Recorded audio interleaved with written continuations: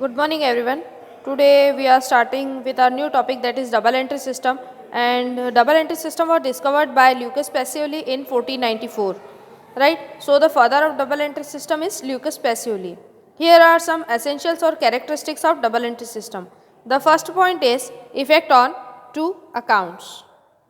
See, according to your book, it is written that every business transaction has two accounts, and one which receive the benefit and other which give the benefit. So, every debit has corresponding credit. देखिए इसमें लिखा हुआ है कि जो हर business रहता है उसमें दो ट्रांजेक्शन इफेक्ट होते हैं, ये टू फोल्ड इफेक्ट होता है अकाउंट्स में, ठीक है। एक व्यक्ति वो होता है जो बेनिफिट देता है और दूसरा व्यक्ति जो है उसको बेनिफिट मिलता है। तो उनने ये कहा है कि जितना डेबिट करेंगे आप उतना ही क्रेडिट करेंगे। The second point is simultaneous recording. See, the transactions are entered in both the accounts simultaneously. एक ही साथ देखिए, एक व्यक्ति वो होता है जो देता है। जैसे मान लीजिए कि आपने गुड्स परचेस किए, ठीक है, तो दुकानदार ने आपको गुड्स दिए, है ना, आपको गुड्स मिल गए और आपने दुकानदार को कैश दे दिया। You gave the cash to the shopkeeper, so both the parties were benefited, right. So the shopkeeper will record sales in his account and you will record purchase in your account. देखिए अगर आप goods खरीद के लाते हैं तो दो party affect होंगी, ठीक है, एक तो शॉपकीपर और एक आप सामान खरीद के लाए और शॉपकीपर ने क्या करा, सामान आपको दे दिया और उसे कैश मिल गया, दोनों पार्टीज को फ़ायदा हुआ, ठीक है। दोनों पार्टी अपने अपने बुक्स में रिकॉर्ड करेंगे। जो शॉपकीपर है वो क्या लिखेगा, सेल्स, क्योंकि उसने सामान जो था वो बेच दिया, और आप थे, आप सामान खरीद के लाए तो आप क्या लिखेंगे, आपने परचेज किया, राइट। शॉपकीपर ने कैश रिसीव करा, शॉपकीपर को कैश मिल गया तो वो लिखेगा कैश रिसीव्ड, आपने कैश दिया तो आप लिखेंगे कैश पेड। तो जो रिकॉर्डिंग होगी वो साइमल्टेनियसली होगी, एक ही साथ होगी, ठीक है। नेक्स्ट है कॉन्ट्रापोजिशन ऑफ टू अकाउंट्स। देखिए जो दोनों अकाउंट रहते हैं उसकी कॉन्ट्रापोजिशन रहती है, मतलब opposite position. The sides of two accounts are contraposed. Transaction is entered in debit side of receiver account and it will be entered in credit side of giver account. जो receive करेगा उसको debit side में लिखेंगे और जो देगा, जो giver रहेगा, उसे क्रेडिट साइड में लिखेंगे।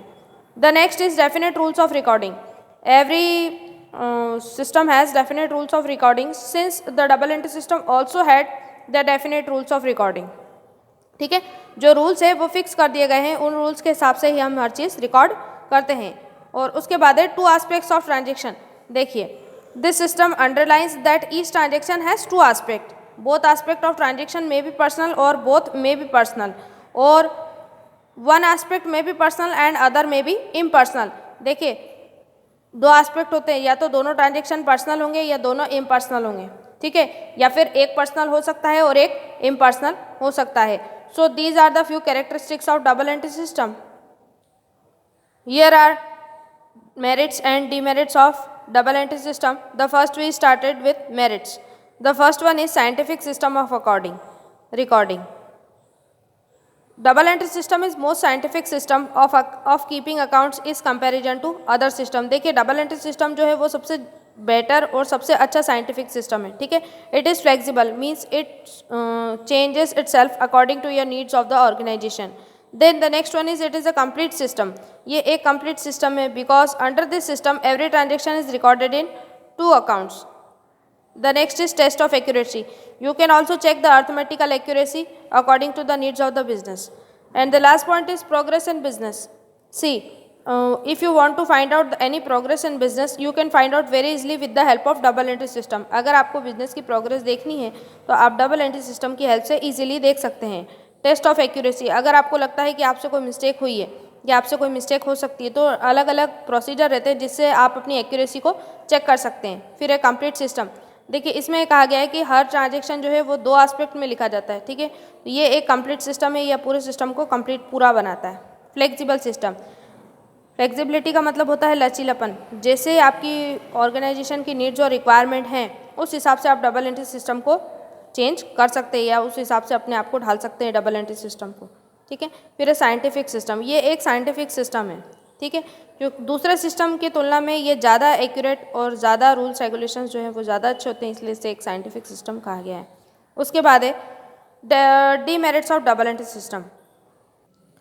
The first point is complexity in rules. देखिए रूल्स कॉम्प्लेक्स होते हैं, ठीक है। It is not easy to understand the rules of the double entry system.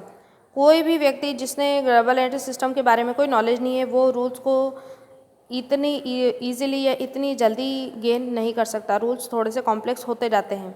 Second point is need of training. See if you are dealing with the accounts और if you are dealing in a business and you need और you required the help of double entry system, then you need the training.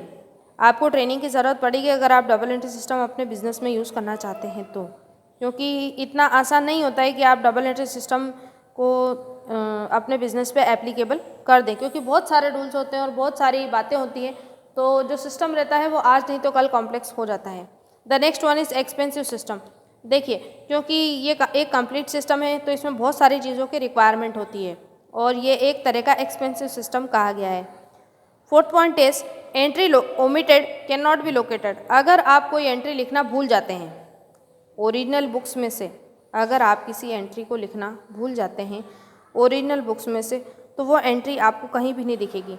मान लीजिए कि आज आपका एक business है किराना goods का और आपने सेल्स करी है 500 रुपीज़ की और वो आप लिखना भूल गए, तो आप साल भर सारे ट्रांजेक्शन्स रिकॉर्ड करते भी रहेंगे तो भी आपको एग्जैक्टली पता नहीं पड़ेगा कि जो एंट्री थी वो कौन सी आपने ओमिट या कौन सी आप लिखना भूल चुके हैं, ठीक है। ओरिजिनल बुक्स में से अगर कोई एंट्री ओमिट हो जाती है, ध्यान दीजिएगा, if the entry is omitted from the original books of accounts then it can not be located at any cost. अगर ओरिजिनल बुक से एंट्री आप लिखना भूल गए हैं या आपने नहीं लिखी है तो वो एंड तक लोकेट नहीं होगी। And the last point is error of principle. If there is an error of principle in recording the transaction in the original book, it will adversely affect the actual profit and loss and aim of the financial position of the business.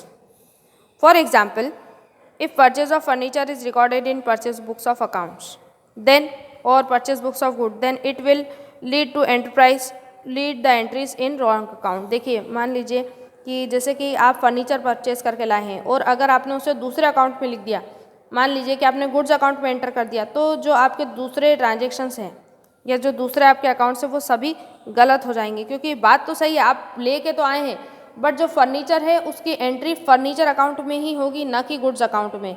आपने purchase तो किया है पर goods purchase करेंगे तो goods account में लिखेंगे, furniture purchase करेंगे तो फर्नीचर के अकाउंट में लिखेंगे। असेट्स अलग चीज़ होती हैं और जो गुड्स हैं वो अलग चीज़ होती है। मैंने आप लोगों को फर्स्ट चैप्टर में बताया था कि असेट्स और लायबिलिटी क्या होती है। तो इसीलिए जो चीज़ आप परचेज करके ला रहे हैं उससे रिलेटेड या उस चीज़ के लिए जो भी अकाउंट बनाया गया आप उसी में लिखें। अगर आप दूसरे अकाउंट में लिखेंगे तो वो एरर ऑफ प्रिंसिपल हो जाएगी और वो पूरी तरह से गलत हो जाएगा। Okay, if you are having any doubt then you can ask me letter.